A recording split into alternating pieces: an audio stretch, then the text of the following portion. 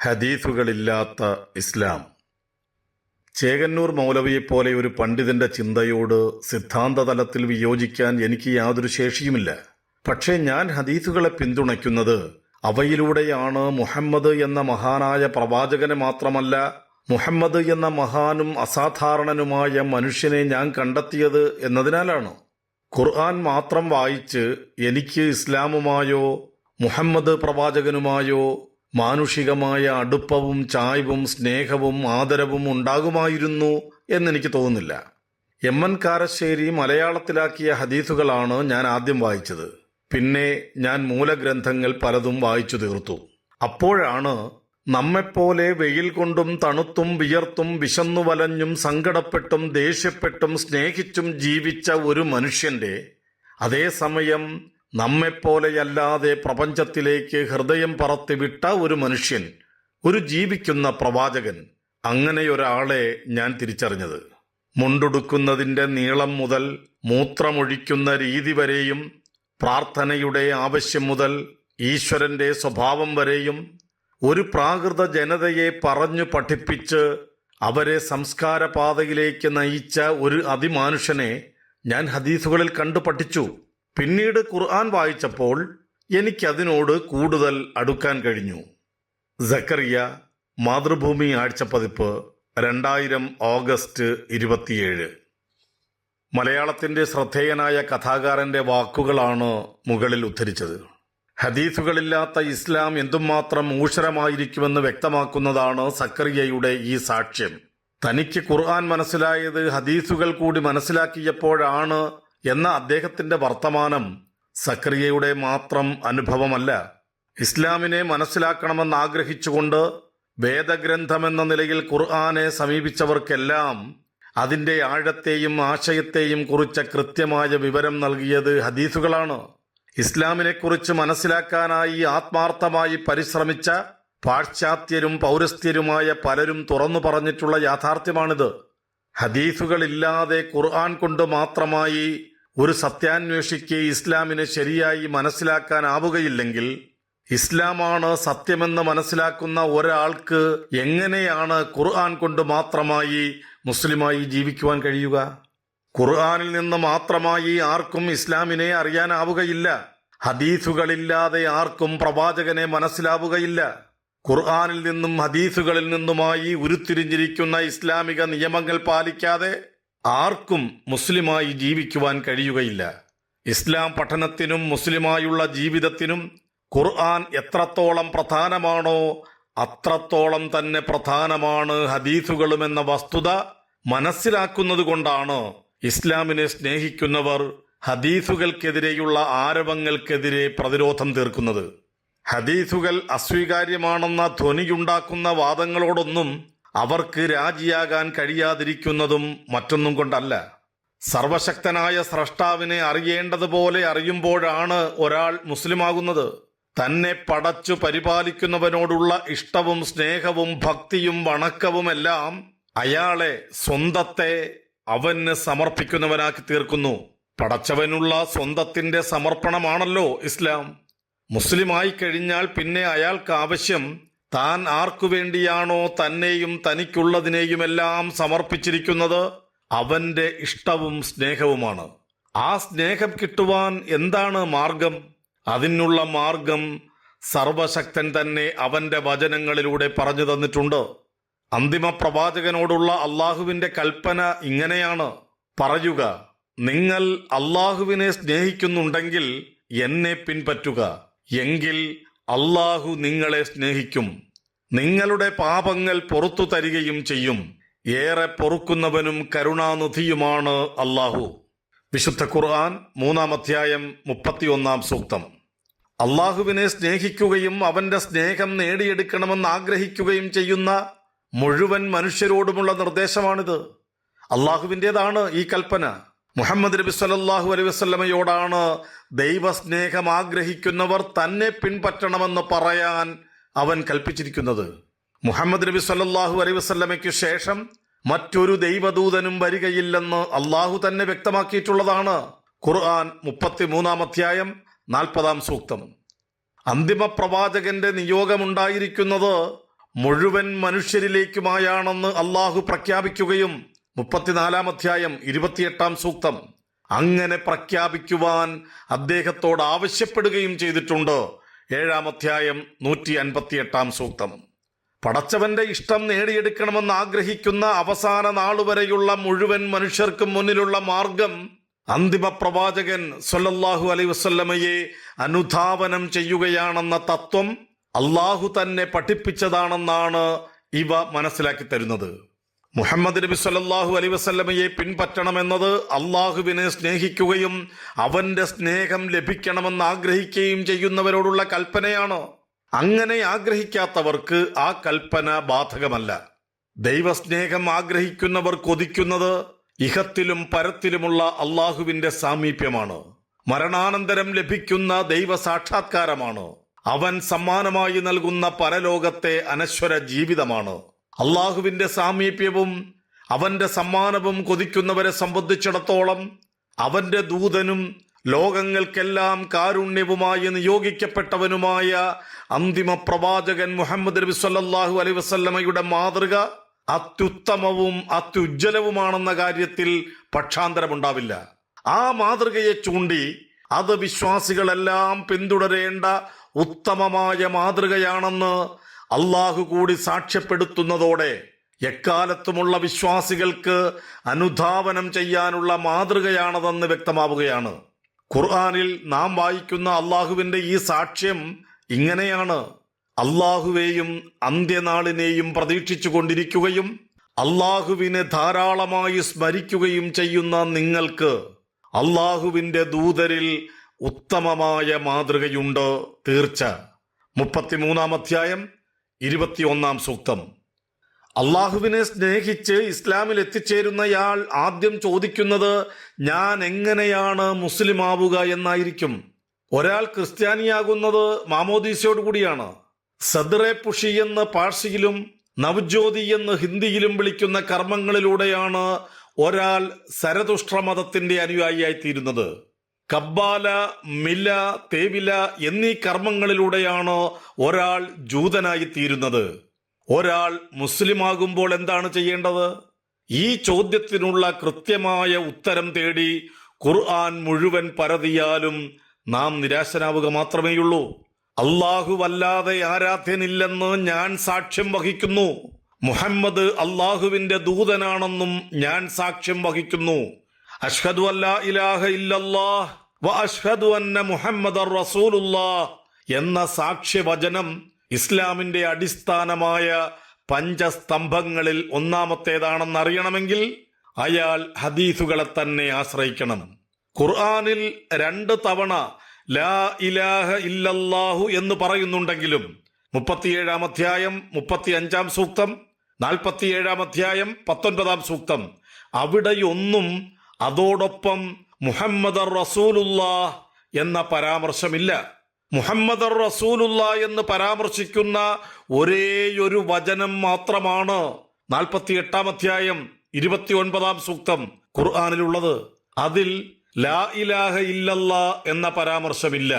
അഷ്ഹദു അല്ലാ ഇലാഹ ഇല്ലാഹുവ എന്നും അതിന്റെ ചുരുക്കമായ ലാ ഇലാഹ ഇല്ലാഹുവ എന്നുമായി 30-ലധികം തവണ ഖുർആനിലുണ്ടെങ്കിലും അവയോടൊപ്പവും മുഹമ്മദ് നബിയെ കുറിച്ച പരാമർശങ്ങളൊന്നുമില്ല.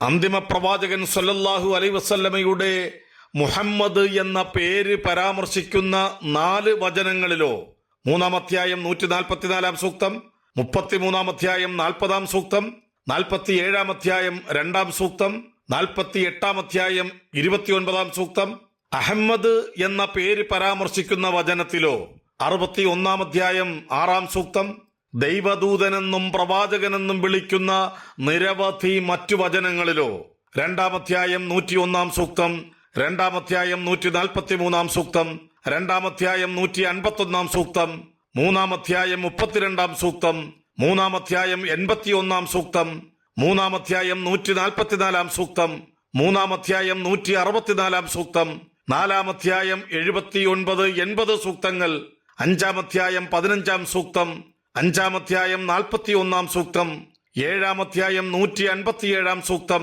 8 അധ്യായം 1 സൂക്തം, 9-ാം അധ്യായം 3-ാം സൂക്തം, 33-ാം അധ്യായം 40-ാം സൂക്തം, 48-ാം അധ്യായം 29-ാം സൂക്തം, 66-ാം അധ്യായം 9-ാം സൂക്തം. പ്രവാചകന്മാരിൽ അവസാനത്തെയാളായി പരിചയപ്പെടുത്തുന്ന വചനത്തിലോ 33-ാം അധ്യായം 40-ാം സൂക്തം ഒന്നും തന്നെ അതോടൊപ്പം ലാ ഇലാഹ ഇല്ലല്ലാഹു എന്ന പരാമർശമില്ല. പിന്നെ എങ്ങനെയാണ് ഇസ്ലാമിലെത്തണമെന്ന് ആഗ്രഹിക്കുന്ന ഒരാൾ താൻ ആദ്യമായി ചെയ്യേണ്ടത് അള്ളാഹുവിന്റെ ഏകത്വത്തിലും മുഹമ്മദ് നബിയുടെ പ്രവാചകത്വത്തിലും വിശ്വസിക്കുകയും അതിനനുസൃതമായി ജീവിതത്തെ ചിട്ടപ്പെടുത്തുകയുമാണെന്ന് മനസ്സിലാക്കുക?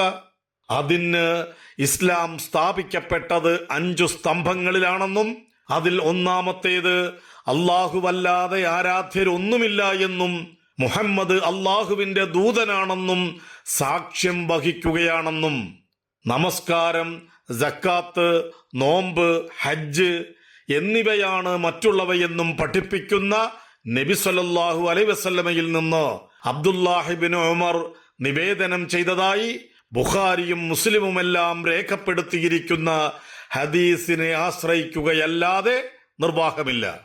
ഇസ്ലാമിന്റെ മറ്റു സ്തംഭങ്ങളുടെ സ്ഥിതിയും വ്യത്യസ്തമല്ല. മേലെ പ്രസ്താവിച്ച ഹദീസ് പ്രകാരം ഇസ്ലാമിന്റെ 2-ാമത്തെ സ്തംഭം നമസ്കാരമാണ്. നമസ്കാരം എന്ന് പരിഭാഷപ്പെടുത്തുന്ന സ്വലാത്ത് എന്ന പദം 4 വ്യത്യസ്ത രൂപങ്ങളിലായി 99 തവണ ഖുർആനിൽ പ്രയോഗിക്കപ്പെട്ടിട്ടുണ്ട്. ക്രിയാരൂപമായി സ്വല്ല 12 തവണയും 2 തരം നാമരൂപങ്ങളായി സ്വല 83 തവണയും മുസല്ല 1 തവണയും അംഗക്രിയയായി മുസല്ലീൻ എന്ന് 3 തവണയുമാണ് ഈ പദം ഖുർആനിലുള്ളത്. സ്വലാത്തിനെ കുറിച്ച് പ്രതിപാദിക്കുന്ന വചനങ്ങൾ പരിശോധിച്ചാൽ നമസ്കാരം നിലനിർത്തേണ്ടത് വിശ്വാസികളുടെ എല്ലാം ബാധ്യതയാണെന്ന് ആർക്കും മനസ്സിലാകും. വിശ്വാസികളുടെ സവിശേഷതകൾ വിവരിക്കുന്ന ഇടങ്ങളിൽ നമസ്കാരം നിലനിർത്തുന്നവരായും 2-ാം അധ്യായം 3-ാം സൂക്തം, 8-ാം അധ്യായം 3-ാം സൂക്തം, അത് കൃത്യമായി അനുഷ്ഠിക്കുന്നവരായും 23-ാം അധ്യായം 9-ാം സൂക്തം, ഭയഭക്തിയോടുകൂടി അത് നിർവഹിക്കുന്നവരുമായാണ് 23-ാം അധ്യായം 2-ാം സൂക്തം വിശുദ്ധ ഖുർആൻ അവരെ പരിചയപ്പെടുത്തുന്നത്. ബന്ധം അല്ലെങ്കിൽ സമ്പർക്കം എന്നർത്ഥമുള്ള സ്വിലത്ത് എന്ന പദത്തിൽ നിന്നാണ് സ്വലാത്തിന്റെ നിഷ്പത്തി. ദാസനും നാഥനും തമ്മിലുള്ള സമ്പർക്ക വേദിയാണ് സ്വലാത്ത്. തന്നെ കാണുകയും തന്നെക്കുറിച്ച് കൃത്യമായി അറിയുകയും ചെയ്യുന്ന തന്റെ നാഥനോട് ഏത് സമയത്തും എവിടെ വെച്ചും ദാസന് എന്തും ചോദിക്കാം. ആ പ്രാർത്ഥനകളെ ദുആ എന്നാണ് ഖുർആൻ വിളിച്ചിരിക്കുന്നത്. കേവലമായ ദുആ അല്ല സ്വലാത്ത്. നാഥൻ നിശ്ചയിച്ച സമയത്ത്, അവൻ നിഷ്കർഷിച്ച രീതിയിൽ, അവൻ പഠിപ്പിച്ച രൂപത്തിൽ അവനുമായി നടത്തുന്ന സംഭാഷണമാണ് നമസ്കാരം എന്ന് ഖുർആനിൽ നിന്ന് മനസ്സിലാവും. പക്ഷേ ആ രീതിയും രൂപവും സമയവും എല്ലാം അറിയണമെങ്കിൽ ഹദീസുകളെ ആശ്രയിക്കേണ്ടി വരും. മുറപ്രകാരം നമസ്കാരം നിർവഹിക്കണമെന്ന് വിശ്വാസികളോട് കൽപ്പിച്ച ശേഷം ഖുർആൻ പറയുന്നത് സത്യവിശ്വാസികൾക്ക് സമയം നിർണയിക്കപ്പെട്ട നിർബന്ധ ബാധ്യതയാണ് നമസ്കാരം, തീർച്ച. 4-ാം അധ്യായം 103-ാം സൂക്തം എന്നാണ്. ഏതൊക്കെ സമയം? ഖുർആനിന് മാത്രമായി കൃത്യമായ ഉത്തരങ്ങളൊന്നുമില്ല. പ്രഭാത നമസ്കാരത്തെയും സ്വലാത്തിൽ ഫജ്ർ, രാത്രി നമസ്കാരത്തെയും സ്വലാത്തിൽ ഇഷ കുറിച്ച പ്രതിപാദനങ്ങളുള്ള ഖുർആൻ വചനത്തിൽ 24-ാം അധ്യായം 58-ാം സൂക്തം ആ സമയങ്ങളിൽ നമസ്കരിക്കണമെന്ന കൽപ്പനയല്ല ഉൾക്കൊള്ളുന്നത്. പ്രത്യുത ഒരാളുടെ സ്വകാര്യ ഇടങ്ങളിൽ അയാളുടെ സമ്മതത്തോടെ മാത്രം ഭൃത്യന്മാർക്കും കുട്ടികൾക്കും പ്രവേശിക്കുവാൻ അനുവാദമുള്ള 3 സന്ദർഭങ്ങളെക്കുറിച്ച് പ്രതിപാദിക്കുമ്പോൾ പരാമർശിച്ചു പോകുന്ന 2 സമയങ്ങൾ മാത്രമാണിവ. നമസ്കാരങ്ങളെല്ലാം സൂക്ഷ്മതയോടെ നിർവഹിക്കണമെന്ന് നിഷ്കർഷിക്കുന്ന സൂക്തത്തിൽ 2-ാം അധ്യായം 238-ാം സൂക്തം വിശേഷിച്ചും മധ്യമ നമസ്കാരം അസ്വലാത്തിൽ വുസ്ത എന്ന പരാമർശമാണ് നമസ്കാര സമയത്തെക്കുറിച്ച് സൂചിപ്പിക്കുന്ന ഖുർആനിലെ ഒരു പ്രതിപാദ്യം. സൂര്യൻ മധ്യത്തിൽ നിന്ന് തെറ്റിയത് മുതൽ രാത്രി ഇരുട്ടുന്നത് വരെ നീ നമസ്കാരം നിലനിർത്തുക. ഖുർആൻ പാരായണം ചെയ്തുകൊണ്ട് പ്രഭാതത്തിലും അഖിമിസ്സലാത്ത ലിദുലൂകി ശംസി ഇലാ വസഖിൽ ലൈലി വഖുർആനൽ ഫജ്ർ എന്ന വചനമാണ് മറ്റൊന്ന്. 17-ാം അധ്യായം 28-ാം സൂക്തം. ഈ 2 വചനങ്ങളിലും പ്രഭാത നമസ്കാരം ഒഴിച്ച് മറ്റൊന്നിന്റെയും കൃത്യമായ സമയം പറയുന്നില്ല. എന്താണ് മധ്യമ നമസ്കാരം? സൂര്യൻ മധ്യത്തിൽ നിന്ന് തെറ്റിയത് മുതൽ രാത്രി ഇരുട്ടുന്നത് വരെയുള്ള ദീർഘമായ സമയത്തിനിടയിൽ എപ്പോഴൊക്കെയാണ് നമസ്കരിക്കേണ്ടത്? ഈ ചോദ്യങ്ങൾക്കെല്ലാമുള്ള ഉത്തരങ്ങൾക്ക് ഹദീസുകളെ ആശ്രയിക്കുക മാത്രമാണ് മാർഗം. നമസ്കാരവുമായി ബന്ധപ്പെട്ട കർമ്മങ്ങളിൽ അതിനു മുമ്പുള്ള ശുദ്ധീകരണം അഥവാ വുളുവിനെ കുറിച്ച് മാത്രമാണ് ഖുർആൻ ഏകദേശമെങ്കിലും കൃത്യമായി വിവരിക്കുന്നത്.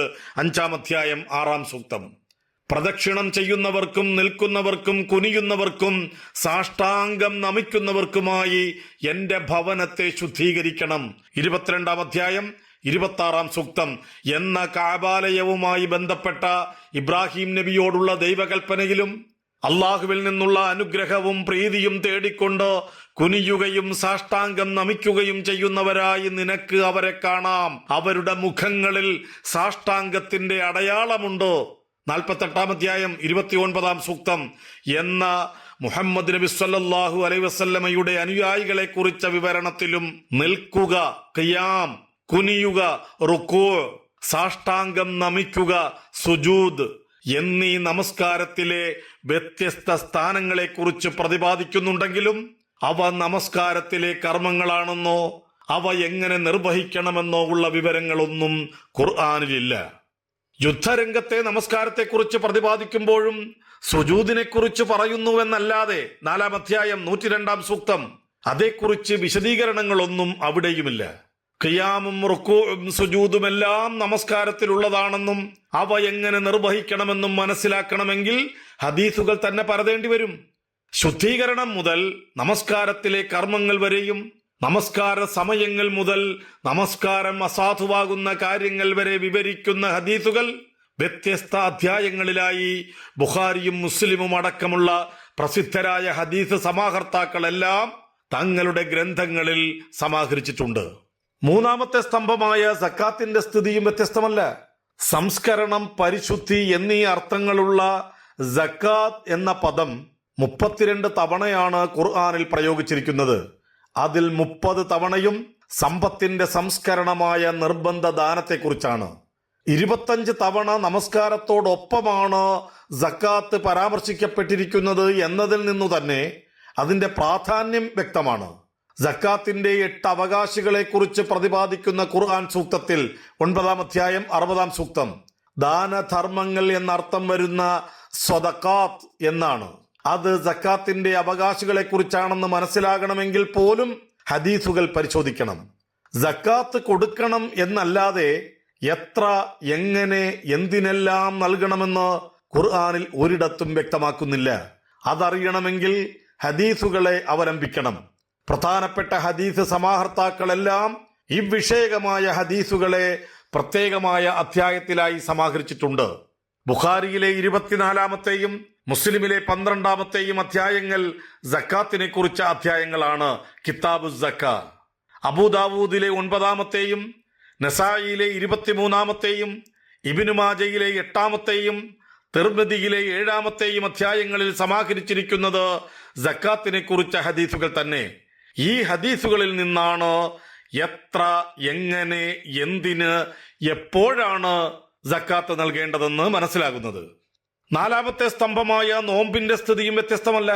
നോമ്പ് എന്ന് പരിഭാഷപ്പെടുത്തുന്ന സൗം അതിന്റെ വ്യത്യസ്ത രൂപങ്ങളിലായി 14 തവണ ഖുർആൻ ഉപയോഗിച്ചിട്ടുണ്ട്. ഖുർആനിന്റെ അവതരണ മാസത്തിൽ എല്ലാ വിശ്വാസികളും നിർബന്ധമായും നോമ്പനുഷ്ഠിക്കണമെന്ന് ഖുർആൻ പറയുന്നുണ്ട്. 2-ാം അധ്യായം 183 മുതൽ 185 വരെയുള്ള സൂക്തങ്ങളിൽ. വ്രതാനുഷ്ഠാനത്തിന്റെ ദിവസങ്ങളിൽ പകൽ സമയം ഭക്ഷണവും പാനീയവും ലൈംഗികതയും പാടില്ലെന്നും ഖുർആനിലുണ്ട്. 2-ാം അധ്യായം 187-ാം സൂക്തം. എന്നാൽ പകലിന്റെയും രാത്രിയുടെയും തുടക്കം തീരുമാനിക്കുന്നത് എങ്ങനെയെന്ന് ഖുർആൻ മാത്രം ഉപയോഗിച്ച് തീരുമാനിക്കാനാവില്ല. പുലരിയുടെ വെളുത്ത നൂലിഴകൾ കറുത്ത നൂലിഴകളിൽ നിന്ന് തെളിഞ്ഞു കാണാനാവുന്ന സമയം മുതൽ ഹത്താ യതബയ്യന ലക്കുമുൽ ഖൈത്തുൽ അബിയദു മിനൽ ഖൈത്തിൽ അസ്വദി മിനൽ ഫജ്ർ, രാത്രിയാകുന്നതുവരെ ഇലൽ ലൈൽ നോമ്പനുഷ്ഠിക്കാനാണ് ഖുർആനിന്റെ കൽപ്പന. ഇതിനർത്ഥം പുലരിയുടെ ആരംഭത്തിലെ പ്രഭാതോദയം മുതൽ രാത്രിയുടെ തുടക്കത്തിലെ സൂര്യാസ്തമയം വരെയാണെന്ന് മനസ്സിലാവുക ഹദീസുകളിൽ നിന്നാണ്. ഖുർആനിന്റെ മാത്രം അടിസ്ഥാനത്തിൽ നോമ്പിനെ നിർവചിക്കാൻ ശ്രമിച്ചാൽ വ്രതകാലത്ത് തീരെ സംസാരിക്കാൻ പാടില്ലെന്നാണ് പറയേണ്ടി വരിക. യേശു മാതാവായ മറിയമിനോട് കൽപ്പിച്ച നോമ്പിനെ കുറിച്ച് ഖുർആൻ സൂക്തത്തിൽ നിന്ന് മനസ്സിലാവുക അങ്ങനെയാണ്. 19 അധ്യായം 26 സൂക്തം. അന്തിമ പ്രവാചകനിലൂടെ പഠിപ്പിക്കപ്പെട്ട നോമ്പിലെ വിധിവിലക്കുകൾ എന്തൊക്കെയാണെന്ന് കൃത്യമായി മനസ്സിലാകണമെങ്കിൽ ബുഖാരിയെയും മുസ്ലിമിനെയും പോലെയുള്ള സമാഹർത്താക്കൾ ക്രോഡീകരിച്ച ഗ്രന്ഥങ്ങളിലെ ഹദീസുകൾ തന്നെ പരതേണ്ടി വരും. 5ാമത്തെ സ്തംഭമായ ഹജ്ജിന്റെ കാര്യവും അങ്ങനെ തന്നെ. തീർത്ഥാടനം എന്ന അർത്ഥത്തിൽ ഖുർആൻ ഹജ്ജ് എന്ന് പ്രയോഗിച്ചിരിക്കുന്നത് 12 തവണയാണ്. ഹജ്ജ് കാലം അറിയപ്പെട്ട മാസങ്ങളാകുന്നു എന്ന് ഖുർആനിലുണ്ട്. 2-ാം അധ്യായം 197 സൂക്തം. ഏതൊക്കെയാണ് അറിയപ്പെട്ട മാസങ്ങളെന്ന് മനസ്സിലാകണമെങ്കിൽ ഹദീസുകളെ ആശ്രയിക്കണം. അള്ളാഹുവിനായി ഹജ്ജും ഉംറയും പൂർണ്ണമായി നിർവഹിക്കണമെന്ന് ഖുർആൻ നിർദ്ദേശിക്കുന്നുണ്ട്. 2-ാം അധ്യായം 196 സൂക്തം. അവയുടെ പൂർണ്ണത എങ്ങനെയാണെന്ന് അറിയണമെങ്കിൽ ഹദീസുകൾ പരതണം. അറഫയിൽ നിന്ന് പുറപ്പെടണമെന്നും മഷ്കറുൽ ഹറമിൽ വെച്ച് അള്ളാഹുവിനെ സ്തുതിക്കണമെന്നും ഖുർആനിലുണ്ട്. 2-ാം അധ്യായം 198 സൂക്തം. ഇതെല്ലാം എപ്പോൾ എങ്ങനെ ചെയ്യണമെന്ന് പഠിക്കണമെങ്കിൽ ഹദീസുകൾ വായിക്കണം. 2-3 ദിവസങ്ങൾ ദൈവസ്മരണയിൽ തന്നെ കഴിഞ്ഞുകൂടണമെന്ന് ഖുർആനിലുണ്ട്. 2-ാം അധ്യായം 203 സൂക്തം. എവിടെ എങ്ങനെ കഴിയണമെന്ന് മനസ്സിലാക്കുവാൻ ഹദീസുകൾ തന്നെ ശരണം. ഹദീസ് ഗ്രന്ഥങ്ങളിലെ ഹജ്ജിനെ കുറിച്ച് പ്രതിപാദിക്കുന്ന ഹദീസുകളിലൂടെയല്ലാതെ എങ്ങനെ എപ്പോഴെവിടെയെല്ലാം വെച്ചാണ് ഹജ്ജ് കർമ്മങ്ങൾ നിർവഹിക്കേണ്ടതെന്ന് മനസ്സിലാക്കാൻ കഴിയില്ല. തീർച്ച കർമ്മങ്ങളുടെ മാത്രം കാര്യത്തിലല്ല, വൈയക്തികവും കൗടുംബികവും സാമൂഹികവുമായ മുഴുവൻ നിയമങ്ങളുടെ കാര്യത്തിലും അവയെക്കുറിച്ച് പൂർണ്ണമായി അറിയാൻ കഴിയണമെങ്കിൽ ഖുർആനിനോടൊപ്പം ഹദീസുകളെയും നാം പരിശോധിക്കേണ്ടി വരും. അത്യുത്തമമായ സ്വഭാവ ഗുണങ്ങളുടെ ഉടമയാണ് മുഹമ്മദ് നബി എന്നും 68-ാം അധ്യായം 4-ാം സൂക്തം. വിശ്വാസികൾക്കെല്ലാം മുഹമ്മദ് നബിയിൽ ഉത്തമമായ മാതൃകയുണ്ടെന്നും 33-ാം അധ്യായം 21-ാം സൂക്തം ഖുർആൻ സാക്ഷീകരിക്കുന്നുണ്ട്. എന്തൊക്കെയായിരുന്നു മാതൃകയാക്കേണ്ട നബി സ്വഭാവങ്ങളെന്ന് മനസ്സിലാക്കണമെങ്കിൽ ഹദീസുകളിലൂടെ സഞ്ചരിക്കേണ്ടി വരും. സ്ത്രീകൾക്ക് ബാധ്യതകളും അവകാശങ്ങളുമുണ്ടെന്നും 2-ാം അധ്യായം 228-ാം സൂക്തം. പുരുഷന്മാർക്ക് അവർക്കുമേൽ ഉത്തരവാദിത്തമുണ്ടെന്നും 4-ാം അധ്യായം 34-ാം സൂക്തം ഖുർആനിൽ പറയുന്നുണ്ട്. എന്തെല്ലാമാണ് പുരുഷന്റെയും സ്ത്രീയുടെയും ഉത്തരവാദിത്തങ്ങളും അവകാശങ്ങളും എന്നറിയണമെങ്കിൽ ഹദീസുകളെ ആശ്രയിക്കേണ്ടി വരും. ഇച്ഛിക്കുന്ന വിധം സ്ത്രീ പുരുഷ സംസർഗത്തിൽ ഏർപ്പെടാൻ ഖുർആൻ അനുവദിക്കുന്നുണ്ട്. 2-ാം അധ്യായം 223-ാം സൂക്തം. കിടപ്പറയിലെ മര്യാദകളെയും വിധിവിലക്കുകളെയും കുറിച്ച് പഠിക്കണമെങ്കിൽ ഹദീസുകൾ നോക്കണം. പക്ഷപാതിത്വങ്ങളൊന്നുമില്ലാതെ നീതിയോടൊപ്പമാണ് വിശ്വാസികൾ നിലനിൽക്കേണ്ടതെന്ന് ഖുർആനിലുണ്ട്. 4-ാം അധ്യായം 135-ാം സൂക്തം, 5-ാം അധ്യായം 8-ാം സൂക്തം. ജീവിത വ്യവഹാരങ്ങളിൽ ഓരോ സന്ദർഭത്തിലും പാലിക്കേണ്ട നീതി എന്തെന്നും നിയമങ്ങൾ എന്തൊക്കെയാണെന്നും മനസ്സിലാക്കണമെങ്കിൽ ഹദീസുകളെ തന്നെ ആശ്രയിക്കേണ്ടി വരും. യുദ്ധ സാഹചര്യങ്ങളെയും സമാധാന സന്ദർഭങ്ങളെയും കുറിച്ച നിരവധി വചനങ്ങൾ ഖുർആനിലുണ്ട്. അവ എപ്പോൾ എവിടെയൊക്കെയാണ് പ്രായോഗികമെന്നറിയുവാൻ ഹദീസുകൾ നോക്കണം. കൊന്നവനെ കൊല്ലണമെന്നും അല്ലെങ്കിൽ നഷ്ടപരിഹാരം നൽകണമെന്നും 2-ാം അധ്യായം 178, 179 സൂക്തങ്ങൾ. വ്യഭിചാരികൾക്ക് 100 അടികൾ വീതം ശിക്ഷ നൽകണമെന്നും 4-ാം അധ്യായം 2-ാം സൂക്തം. കൊള്ളക്കാരുടെ കൈകൾ ഛേദിക്കണമെന്നും 5-ാം അധ്യായം 38-ാം സൂക്തം. പതിവ്രതകൾക്ക് മേൽ വ്യഭിചാരാരോപണം ഉന്നയിക്കുന്നവരെ 80 അടികൾ നൽകി ശിക്ഷിക്കണമെന്നും 24-ാം അധ്യായം 4-ാം സൂക്തം ഖുർആനിലുണ്ട്. ഇവയല്ലാത്ത കുറ്റകൃത്യങ്ങൾക്ക് എങ്ങനെ ശിക്ഷകൾ നൽകണമെന്നറിയുവാനും ഈ ശിക്ഷകൾ തന്നെ നടപ്പാക്കേണ്ട രീതികളും സന്ദർഭങ്ങളും എന്തൊക്കെയാണെന്ന് മനസ്സിലാക്കുവാനും ഹദീസുകളെ ശരണം പ്രാപിക്കണം. 23 വർഷങ്ങൾക്കിടയിലെ വ്യത്യസ്തങ്ങളായ സാഹചര്യങ്ങളിൽ അവതരിപ്പിക്കപ്പെട്ട ദൈവവചനങ്ങളുടെ സമാഹാരമാണ് വിശുദ്ധ ഖുർആൻ. സ്രഷ്ടാവ് ഖുർആനിലൂടെ മനുഷ്യരോട് സംസാരിക്കുകയാണ് ചെയ്യുന്നത്. സംസ്കാരത്തിന്റെ 0 ഡിഗ്രിയിൽ നിന്ന് 100 ഡിഗ്രിയിലേക്ക് ഒരു സമൂഹത്തെ പരിവർത്തിപ്പിച്ച ഗ്രന്ഥമാണത്. അവതരിപ്പിക്കപ്പെട്ട സമൂഹത്തിന്റെ വളർച്ചയ്ക്കൊപ്പമാണ് ഖുർആൻ വികസിച്ചു വന്നത്. ഖുർആൻ വചനങ്ങളുടെ അവതരണത്തോടൊപ്പം അതനുസരിച്ച് ജീവിക്കേണ്ടത് എങ്ങനെയെന്ന് അവർക്കിടയിൽ ജീവിക്കുന്ന ഒരു പ്രവാചകനിൽ നിന്ന് കണ്ട് പഠിച്ചുകൊണ്ടാണ് ആ സമൂഹം വളർന്നത്. ആ സമൂഹത്തെ ചൂണ്ടിക്കൊണ്ടാണ് അള്ളാഹു ലോകത്തിന് വഴികാട്ടിയായ ഉത്തമ സമുദായമാണ് നിങ്ങളെന്ന് സാക്ഷ്യപ്പെടുത്തിയത്. 3-ാം അധ്യായം 110-ാം സൂക്തം. ജനങ്ങൾക്ക് സാക്ഷികളായ നിങ്ങൾക്ക് സാക്ഷിയായുള്ളത് ദൈവദൂതനാണെന്നും ആ സമൂഹത്തോട് വിശുദ്ധ ഖുർആൻ പറഞ്ഞു. 2-ാം അധ്യായം 143-ാം സൂക്തം. അന്തിമ പ്രവാചകനാണ് തിരുമേനിയിലൂടെ പൂർത്തീകരിക്കപ്പെട്ട ഇന്നത്തെ ഇസ്ലാമിന്റെ കാതൽ. കഥാകാരൻ സക്കറിയ പറഞ്ഞതുപോലെ, നമ്മെപ്പോലെ വെയിൽ കൊണ്ടും തണുത്തും വിയർത്തും വിശന്നു വലഞ്ഞും സങ്കടപ്പെട്ടും ദേഷ്യപ്പെട്ടും സ്നേഹിച്ചും ജീവിച്ച ഒരു മനുഷ്യൻ, അതേസമയം നമ്മെപ്പോലെയല്ലാതെ പ്രപഞ്ചത്തിലേക്ക് ഹൃദയം പറത്തിവിട്ട ഒരു മനുഷ്യൻ, ഒരു ജീവിക്കുന്ന പ്രവാചകൻ. ആ പ്രവാചകനെ ലോകത്തിനു മുന്നിൽ വരച്ചു കാണിക്കുന്ന സ്രോതസ്സുകളാണ് ഹദീസുകൾ. അതാണ് ഹദീസുകളുടെ പ്രസക്തി. നബി ജീവിതത്തിലെ വ്യത്യസ്ത സാഹചര്യങ്ങളിൽ അവതരിക്കപ്പെട്ട ദൈവവചനങ്ങളുടെ സമാഹാരമാണ് ഖുർആനെങ്കിൽ, ആ സാഹചര്യങ്ങളെ വ്യക്തമാക്കുകയും വചനങ്ങളെ എങ്ങനെ പ്രയോഗവൽക്കരിക്കാമെന്ന് കാണിച്ചു കൊടുത്ത ദൈവദൂതന്റെ ജീവിതത്തെ രേഖപ്പെടുത്തുകയും ചെയ്യുന്ന സ്രോതസ്സുകളാണ് ഹദീസുകൾ എന്ന് പറയാം. അന്തിമ പ്രവാചകൻ സ്വല്ലല്ലാഹു അലൈഹി വസല്ലമയെ പ്രായോഗികമായി എന്നെന്നും ജീവിക്കുന്നവനാക്കി തീർക്കുന്ന സ്രോതസ്സുകളാണ് ഹദീസുകൾ. വ്യത്യസ്തങ്ങളായ ജീവിത സന്ദർഭങ്ങളിൽ മുഹമ്മദ് നബി സ്വല്ലല്ലാഹു അലൈഹി വസല്ലം പറഞ്ഞത് എന്തെല്ലാമെന്നും ചെയ്തത് എന്തെല്ലാമെന്നും മനസ്സിലാക്കുവാൻ അവസാന നാളുവരെയുള്ള മുഴുവൻ ആളുകളെയും സഹായിക്കുന്ന സ്രോതസ്സുകൾ. നബി സ്വല്ലല്ലാഹു അലൈഹി വസല്ലമയെ കുറിച്ചുള്ള യേശുക്രിസ്തുവിന്റെ ഒരു പ്രവചനത്തിൽ യോഹന്നാൻ സുവിശേഷം 14-ാം അധ്യായം 16-ാം വചനം, എന്നേക്കും നിങ്ങളോടുകൂടെ ഇരിക്കുന്നവൻ എന്നാണ് അന്തിമ പ്രവാചകൻ സ്വല്ലല്ലാഹു അലൈഹി വസല്ലമയെ വിശേഷിപ്പിച്ചിരിക്കുന്നത്. ഹദീസുകളാണ് മുഹമ്മദ് നബി സ്വല്ലല്ലാഹു അലൈഹി വസല്ലമയെ എന്നേക്കും ലോകത്തോടുകൂടെ ഇരിക്കുന്നവനാക്കി തീർക്കുന്നത്. ലോകത്തോടൊപ്പം ജീവിക്കുന്ന ദൈവദൂതൻ ഖുർആനും ഹദീസുകളും ചേർന്നാണ് അന്തിമ പ്രവാചകനിലൂടെ പൂർത്തീകരിക്കപ്പെട്ട ഇസ്ലാമിനെ അവസാന നാളുവരെയുള്ള മനുഷ്യർക്ക് പ്രാപ്യമാക്കി തീർക്കുന്നത്. ഇസ്ലാമിന്റെ അസ്ഥിവാരമാണ് ഖുർആൻ, മനുഷ്യർക്കൊന്നും അനുകരിക്കാനാവാത്ത വേദഗ്രന്ഥം. അതിലെ ആശയങ്ങളും ഭാഷയും പദങ്ങളും പ്രയോഗങ്ങളുമെല്ലാം പടച്ചവൻ തീരുമാനിച്ചതാണ്. മാനുഷികമായ കരവിരുതുകൾക്കൊന്നും വിധേയമായിട്ടില്ലാത്ത ഗ്രന്ഥമാണത്, അമാനുഷികമായ വേദഗ്രന്ഥം. ഹദീസുകൾ അങ്ങനെയല്ല. ഖുർആൻ പ്രകാരം ജീവിച്ച് എങ്ങനെ മാനവികതയുടെ ഉജ്ജ്വല ഭാവങ്ങളിൽ എത്താമെന്നോ സ്വന്തം ജീവിതം വഴി ലോകത്തെ പഠിപ്പിച്ച മനുഷ്യനായ പ്രവാചകന്റെ വാക്കുകളുടെയും പ്രവർത്തനങ്ങളുടെയും അനുവാദങ്ങളുടെയും ആവിഷ്കാരങ്ങളാണവ. മനുഷ്യരുടേതാണ് ആ ആവിഷ്കാരം. ദൈവിക ബോധനത്തിന്റെ അടിത്തറയിൽ മാത്രമാണ് മുഹമ്മദ് നബി സ്വല്ലല്ലാഹു അലൈഹി വസല്ലം സംസാരിച്ചിട്ടുള്ളതെന്ന് ഖുർആൻ സാക്ഷീകരിച്ചിട്ടുള്ളതാണ് 53-ാം അധ്യായം 3-4 സൂക്തങ്ങളിലൂടെ. അതുകൊണ്ട് തന്നെ സ്വീകാര്യമായ നബി വചനങ്ങളിലെ ആശയങ്ങൾ ദൈവികമാണെന്ന് പറയാം. എന്നാൽ പടച്ചവൻ പറഞ്ഞതായി പ്രവാചകൻ സ്വല്ലല്ലാഹു അലൈഹി വസല്ലം പഠിപ്പിച്ച ഖുദ്സിയായവ ഒഴിച്ചുള്ള ഹദീസുകളുടെ ഭാഷയും പദങ്ങളും പ്രയോഗങ്ങളുമെല്ലാം മനുഷ്യരുടേതാണ്. മനുഷ്യനായ പ്രവാചകൻ എങ്ങനെയായിരുന്നുവെന്നും എന്ത് പറഞ്ഞുവെന്നും മനുഷ്യരായ അനുയായികൾ പറഞ്ഞു കൊടുക്കുകയും മനുഷ്യരായ വിശ്വാസികളിലൂടെ കൈമാറ്റം ചെയ്യപ്പെടുകയും ചെയ്താണ് ഹദീസുകൾ നമുക്കടുത്ത് എത്തിയിരിക്കുന്നത്.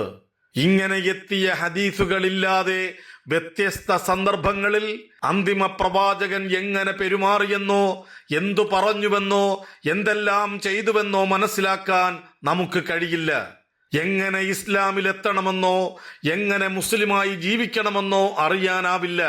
മുസ്ലിം എങ്ങനെയാണ് കുടുംബത്തിന്റെ നായകത്വം വഹിക്കേണ്ടതെന്നോ രാഷ്ട്രത്തിന്റെ നേതൃത്വത്തിൽ ഇരിക്കേണ്ടതെന്നോ പഠിക്കാൻ സാധിക്കില്ല. ഹദീസുകളില്ലാത്ത ഇസ്ലാം പ്രവാചകൻ എന്ന വഴികാട്ടിയില്ലാത്ത ഇസ്ലാം ആയിരിക്കും. പ്രവാചക ജീവിതത്തിന്റെ സുഗന്ധമോ സൗരഭ്യമോ ഇല്ലാത്ത ഇസ്ലാം. പ്രിയമുള്ളവരെ, നിങ്ങൾ ഇതുവരെ കേട്ടത് ഹദീസുകളില്ലാത്ത ഇസ്ലാം. ബഹുമാന്യ പണ്ഡിതൻ MM അക്ബർ സാഹിബിന്റെ ലേഖനത്തിന്റെ ശബ്ദാവിഷ്കാരം നിങ്ങൾക്കായി അവതരിപ്പിച്ചത് ആറാട്ടുപുഴ ഹക്കിം ഖാൻ. ഇൻഷാ അല്ലാഹ് തുടരും.